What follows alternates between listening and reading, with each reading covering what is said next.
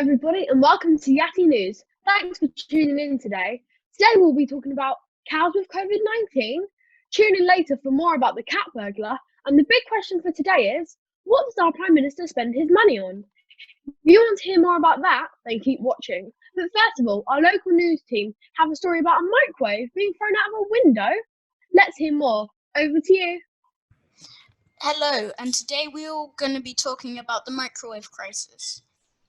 So, at the moment, we are on the line with one of the victims of the microwave crisis, who is called Emma Bright.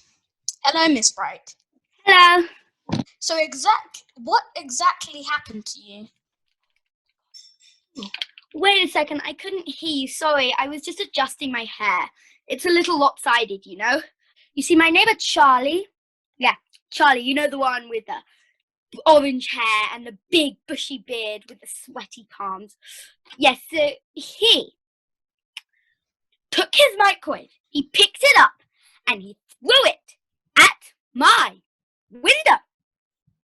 He claims it was an accident, and he's all like, sorry that I threw a microwave in your window, you know. And then I'm like, oh my goodness, how could somebody accidentally throw a microwave at your window? Exactly. So, do you know what time and which conditions this happened? So it was definitely April the 3rd.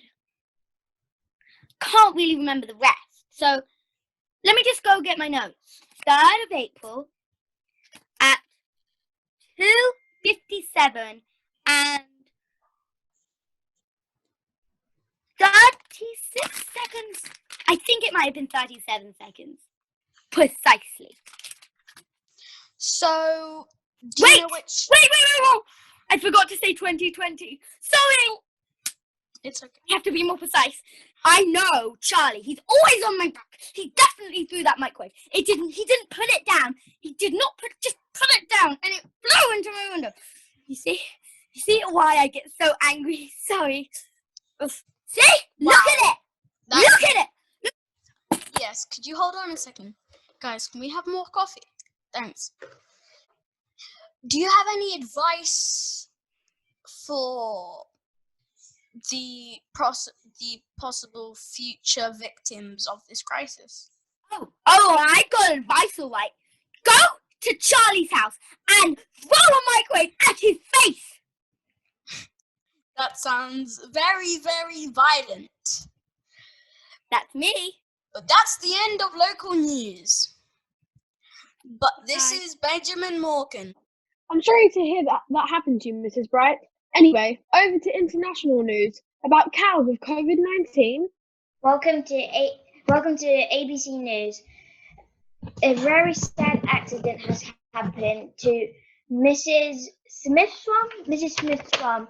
Her cows have caught coronavirus. How may you feel, Mrs. Smith? Well, I don't know what to do because there are no more cows and they've all caught it and we have no milk and there are newborn babies and they have no milk to drink. I don't know what to do. And how many have the case? Well, 4 to 5, which are all my cows, and oh, what my sweet Missy, she died. Oh, I miss her. This is Louise report in by. That story really touched my heart. I'm so sorry that this has happened to you. Well, let's move on to the crime report. Hi, welcome to Crime News at 6. A cat stealer is on the news, and this is a witness. Thanks for having me here. So what was the cat's name? Bubbles. Did it have any siblings? Yes. He had a twin. So what happened? So I was in the shower, and when I came out, Bubbles was gone.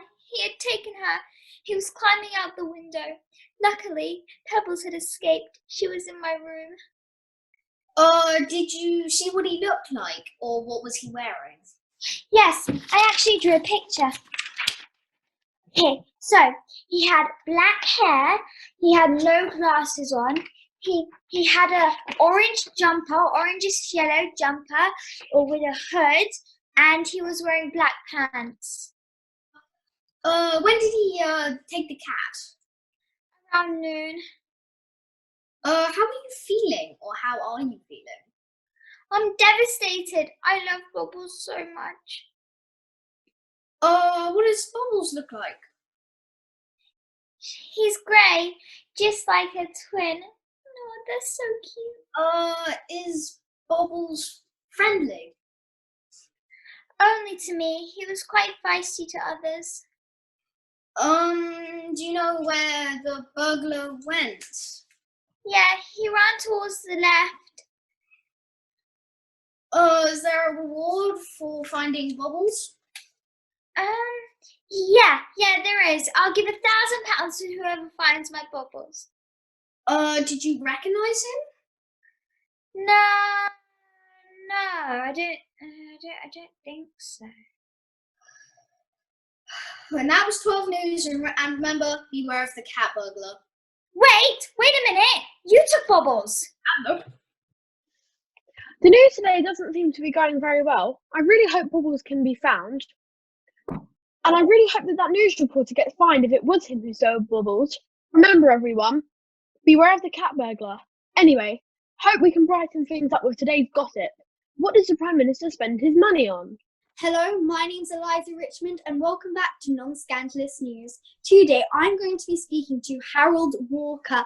So Harold, thank you for coming on the show. What is it like working so closely with the Prime Minister in this pandemic? I'd say it's very, very hard because you need to make these crucial decisions that may change the fate of Britain for many years. For example, we need to decide whether to give money to NHS workers for the medicine, etc., or to give money to the people that are on furlough or have just completely lost their job.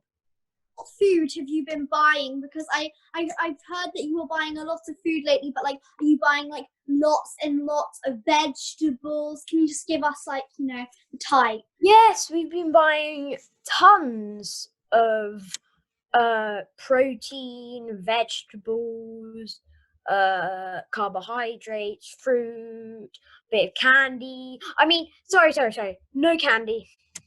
Candy. What like type of candy can make this a bit more juicy? Sorry, but we haven't been getting any candy. Okay, but you've already kind of messed up. I think that you should just tell us, really. I can't believe I'm saying this on live television, but the Prime Minister has been spending all this money on party food. So what sort of party food has he been buying? Party rings, popcorn. I think I've said enough. Goodbye. Well, thank you for listening to Non-Scandalous News. Today was definitely not scandalous at all. See you next time. Bye. Wow, I never thought about the decisions you guys had to make. At first, I thought that you were doing good for our country, but now I'm kind of debating about that. I really hope that the Prime Minister changes what he's doing. Anyway, let's move over to sport. And my name is Eddie Murphy, and today on BBC News, we're here on Sky Sports, joined by David Louise and Mr. Ferenczi. Mr. David Louise, can you please tell me about this whole football situation of COVID-19, the matches, all the situation? Can you please tell me about it? Well, obviously, I am very upset that we cannot continue with this league, and it's very annoying because I think we're doing quite well, and I really need to start training more often because I haven't really been training. So when we're back into the season, I'll have to train extra harder to keep up.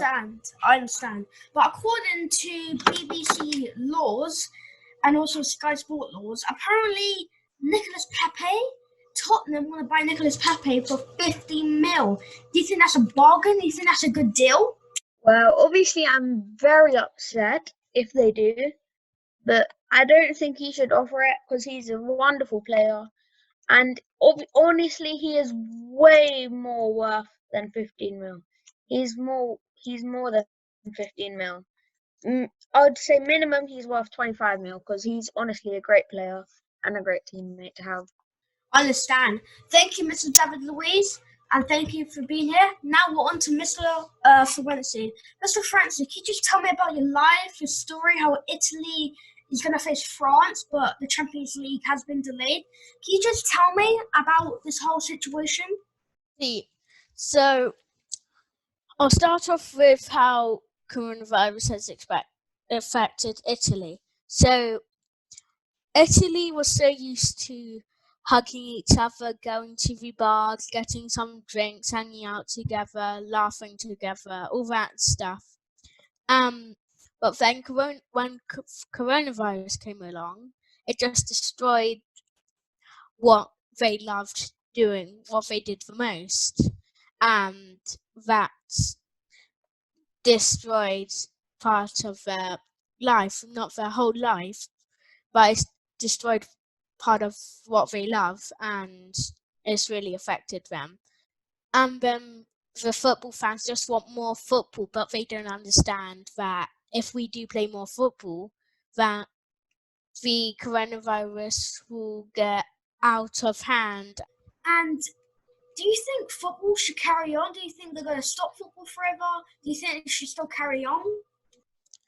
Well, I think that football will go on, but it'll be behind closed doors. And what I mean by that is that we all play football, the teams will play football, but the public won't see it. They won't see it live from the stadium. They'll see it from their television. I understand. It is a bit tragic for everyone suffering, everyone losing their lives, games have been cancelled, family reunions have been cancelled, everything's been cancelled, honestly. But honestly, thank you for your time, Mr. Florenzi. You're welcome. Thank you, everyone, at BBC Sports. This is me, your host, Lucas Swagger, and this is BBC Sports. Wow, that must be devastating. All your matches being cancelled. All that hard work. Well, hopefully you'll be back soon. Moving on. Next up, we have the weather. Hopefully nothing tragic can happen with this. Yo, hello and welcome to 9 o'clock news. Starting off in the south of America, there have been dreadful hurricanes. Soldiers have had to evacuate citizens from their houses. Happily, for those of you in London, it's going to be hot. The temperature has gone up to a whopping 32 degrees. Time to get those sprinklers out. See you at the Barbie. Back to the dark side. There have been flooding in the north of France where the downpour returns. In Scotland, bit of a different picture. It's snowing.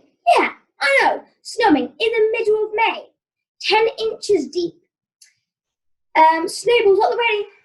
Northern Ireland, 10 people have had to go to hospital due to heavy avalanches. In Liverpool, there has been an unexpected weather change from 2 degrees to 27 degrees. I know. Well, that's all from us. Goodbye. Well, I don't know how to feel about the weather today. Some good, some bad. Anyway, meet us tomorrow at 7 a.m. Bye.